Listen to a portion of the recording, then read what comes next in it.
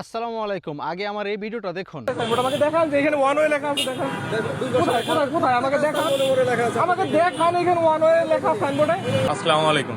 গত পরশুদিন আমার একটা ভিডিও দেখছেন সবাই যে আমি এই রাস্তাটাতে হাইক্স গাড়ি নিয়ে রাস্তায় চলার পথে একটা ওয়ান ওয়ে রোড থাকে আর একটা টু ওয়ে রোড থাকে, মানে একটা যাবে একটা আসবে। কিন্তু এইখানে কোনো বোট না থাকার কারণে সার্জেন্ট ভাই বাংলাদেশ ড্রাইভারকে 5,000 টাকা ফাইন দিছে।